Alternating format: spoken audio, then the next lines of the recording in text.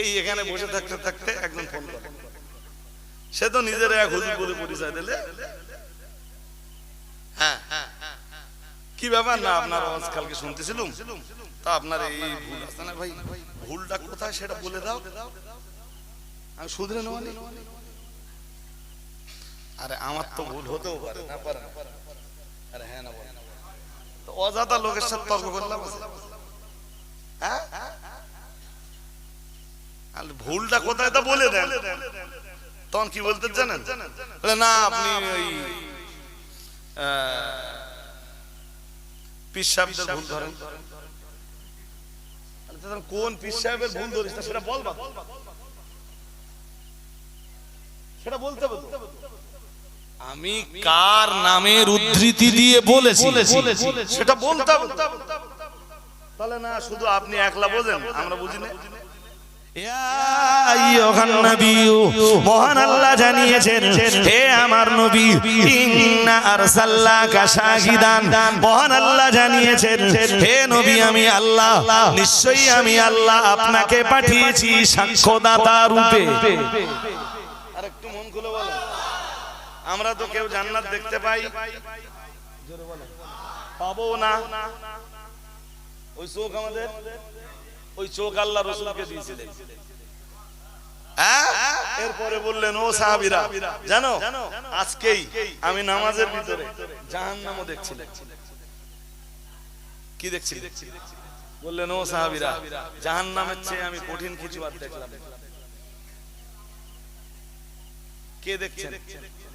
বিশ্বনবী। কি দেখছেন? কোথায় জাহান্নাম কত তলে, রাসূলের চোখ সেখানে চলে গেছে।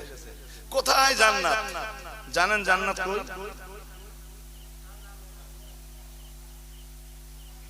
এতকাল নামাজ পড়েছি বল জান্নাত জানি না কই। যাব কোথায়? তো বলে জান্নাত। কোথায় যাব?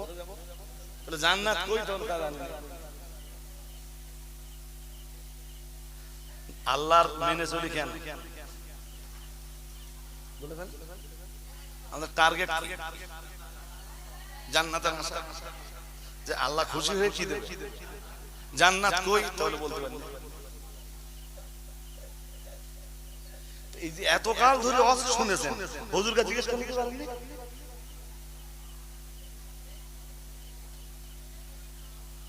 আর এই কথা আমি বললি আমার হয়ে যায় দোষ, হয় শ্রোতা রাগ করে আর নইলে হুজুর রাগ করে। এই এখানে বসে থাকতে থাকতে একজন ফোন করে, সে তো নিজের এক হুজুর বলে পরিচয় দিলে, হ্যাঁ কি ব্যাপার না আপনার আওয়াজ কালকে শুনতেছিলাম, তা আপনার এই ভুল আছে না ভাই, ভুলটা কোথায় সেটা বলে দাও, আমি শুধরে নেওয়া নেই। আরে আমার তো ভুল হতেও পারে না, পারে না, আরে হ্যাঁ না বলে তো অজাতা লোকের সাথে তর্ক করলাম, হ্যাঁ ভুলটা কোথায় তা বলে দেন। তখন কি বলতে জানেন, না আপনি ওই পীর সাহেবদের ভুল ধরেন। কোন পীর সাহেবের ভুল ধরিস না সেটা বলবা, সেটা বলতে হবে। আমি কার নামের উদ্ধৃতি দিয়ে বলেছি সেটা বলতে হবে, তাহলে না শুধু আপনি একলা বোঝেন আমরা বুঝি না।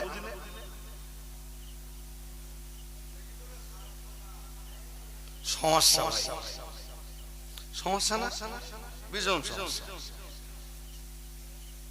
কোরআন সুন্নাহের আলোচনা না হলে সমস্যার শেষ নেই। জান্নাত কই এই উত্তরটা দে, আজকের মতো ওয়াজ শেষ করে দেই। জান্নাত কই? আল্লাহ পাকের কোরআন এ ব্যাপারে জানিয়েছে, মহান আল্লাহ জানিয়েছেন, ইনদা সিদরাতিল মুনতাহা ইনদাহা জান্নাতুল মাওয়া, মহান আল্লাহ জানিয়েছেন ইনদা সিদরাতিল মুনতাহা, আল্লাহ পাক রব্বুল আলামিন জানিয়েছেন সিদরাতুল মুনতাহার নিকটে। কিসের নিকটে বলুন তো? সিদরাতুল, মনে থাকবে সিদরাতুল। আমরা বললাম আল্লাহ সিদরাতুল মুনতাহার নিকটে কি আছে? নিশ্চয়ই কিছু আছে আল্লাহ। আপনি যখন বলতেছেন, আল্লাহ পরের আয়াতে বললেন ইনদাহা জান্নাতুল মাওয়া, মহান আল্লাহ জানিয়েছেন সিদরাতুল মুনতাহার নিকটেই জান্নাতুল মাওয়া। আর একটু মন খুলে বলো, তাহলে জান্নাত কোথায়? সিদরাতুল মুনতাহা। সিদরাতুল মুনতাহা কোথায়? সেও জানে, সাত আকাশের উপরে। সাত আকাশের, জোরে বলেন, সবাই বলবেন তো, সিদরাতুল মুনতাহা কই? সাত আকাশের উপরে। ফেরেশতা জিবরিল যেই রাত্রে রাসূলুল্লাহকে নিয়ে যাচ্ছিলেন মেরাজে, সিদরাতুল মুনতাহায় যে বললেন, হুজুর আমি আর যাব না, আমি আর যাব না। এই দুনিয়া থেকে নিয়ে গেছেন কে? জিবরিল। কে নিয়ে গেছে? জিবরিল। আরে নিয়ে যাচ্ছেন আসলে আল্লাহ। মিডিয়াকে, মিডিয়া জিবরিল সিদরাতুল মুনতাহায় যে বলতেছেন, হুজুর আমি আর যাব না। এখানটা আপনার যেটা বর্ডার, বর্ডার বোঝেন? হ্যাঁ, ওই বর্ডার টপকাতে, হ্যাঁ ওই বর্ডারের উপরে যারা আছে তাদের গল্প, তাদের গল্প। আর ওই বর্ডারের ইধারে যারা আছে ওরা, এরা এই বর্ডার কথা বলেন, টপকাতে পারবে। কি আছে সিদরাতুল মুনতাহার পরে? আল্লাহ বলতেছেন ইনদাহা জান্নাতুল মাওয়া, মহান আল্লাহ জানিয়েছেন সিদরাতুল মুনতাহার পরেই জান্নাত। আর একটু মন খুলে বলেন, সেটা সাত আকাশের উপরে। কোথায়? সন্ধ্যের তো ওয়াজ হচ্ছে আর আমাদের গান শুনতে হচ্ছে।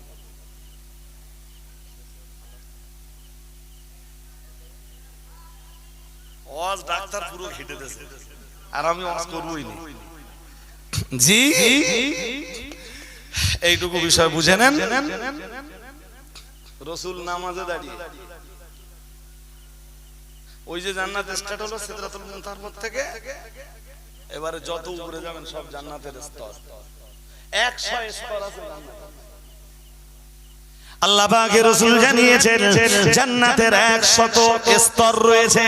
ও বাবাজিরা ভাইরা, নবী আমার আবার জানিয়েছেন বাইনা কুল্লি দারাজাতাইনি কামা বাইনাস সামাই ওয়াল আরদি, ও কামা ক্বালা আলাইহিস সালাম। রাসূলুল্লাহ জানিয়েছেন জান্নাতের এক স্তর থেকে আরেক স্তরের দূরত্ব হলো কামা বাইনাস সামাই ওয়াল আরদি। রাসূলুল্লাহ জানিয়েছেন জমিন থেকে প্রথম আকাশের দূরত্ব যতটা, জান্নাতের এক স্তর থেকে আরেক স্তরের দূরত্ব ঠিক ততটা। এরকম কত স্তর? নবীজি নিজেই বলতেছেন আলা হাল ফেরদাউস, একদম উপরে যে স্তরটা আছে ওই স্তরটার নাম জান্নাতুল ফেরদাউস। শুরু হচ্ছে জান্নাতুল মাওয়া, শুরু হচ্ছে কি দিয়ে, শেষ হচ্ছে কি দিয়ে? ফেরদাউসের উপরে। আল্লাহর ফেরদাউসের উপরে, হ্যাঁ ওই জান্নাত দেখতে পাচ্ছেন কে? চোখ আমাদের মতো, চোর করে বলে আমাদের মতো মানুষ। রাসূলুল্লাহ মানুষ, আমরা তা দুজনেই সমান। জোরে বলেন, দুজনেই সমান। একটু একটু আলাদা না, অনেক আলাদা। পার্থক্য একটুখানি না আসমান জমিনের চাইতে বেশি।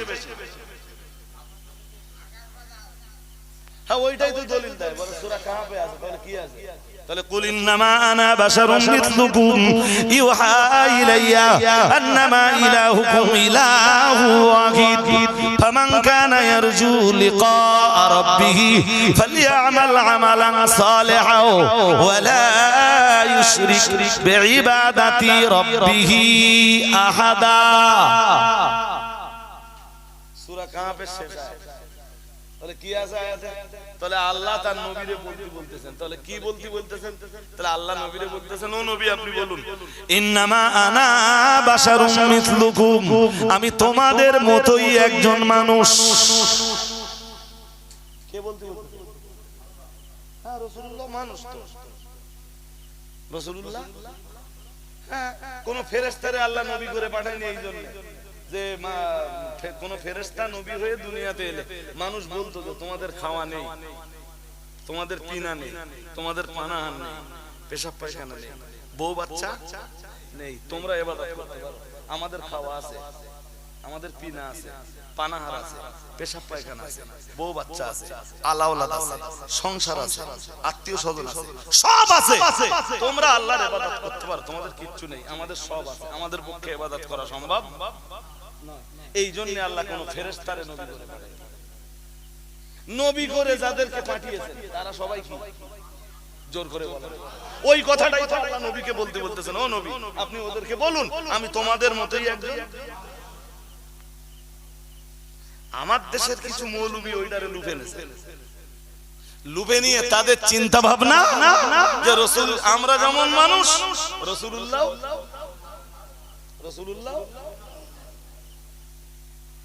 রাসূলুল্লাহ কেমন মানুষ তার ব্যাখ্যাটা বুঝে বাড়ি যাও।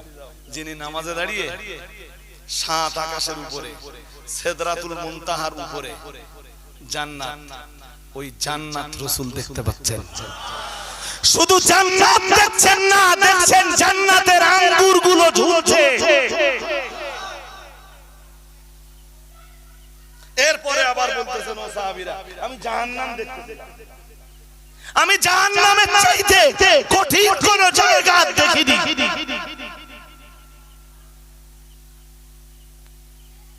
তুমি কার সাথে কার তুলনা দাও?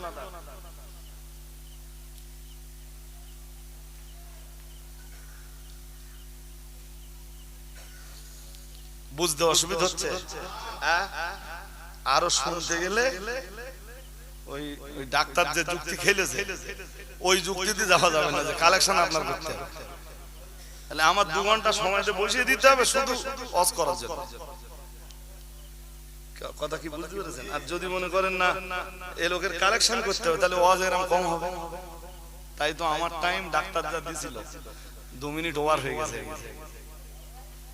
2 মিনিট এখন ওই কালেকশন বাকি, কাম সালাম বাকি, হাজিরিনে মজলিস। রাসূল আকরাম সাল্লাল্লাহু আলাইহি ওয়াসাল্লামের চোখ কত পাওয়ারফুল চোখ, তার কল্পনা করেন।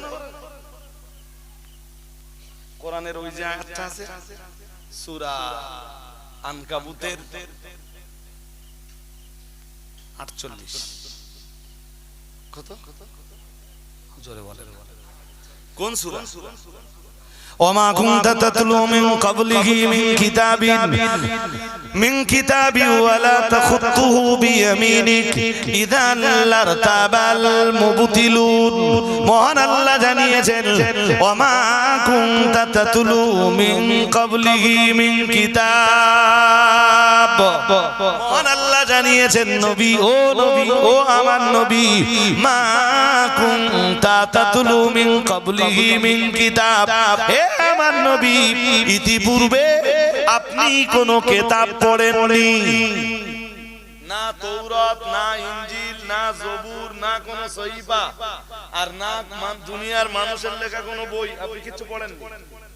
কে বলতেছেন? নবীর বয়স তখন 40 প্লাস। কত?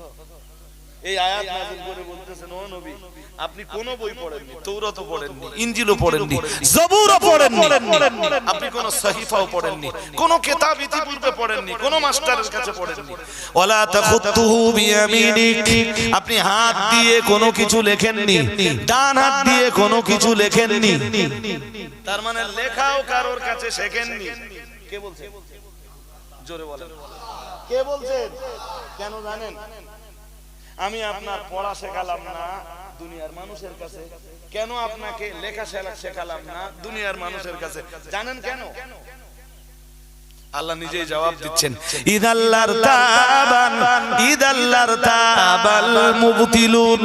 মহান আল্লাহ জানিয়েছেন ও নবী দুনিয়ার বাতিল পন্থী যারা আছে, আপনি দুনিয়ার মানুষের কাছে লেখাপড়া শিখে থাকলে দুনিয়ার মানুষের বাতিল পন্থী মানুষ যারা, তাদের সন্দেহটা আপনার উপরে আরো বেড়ে যেত।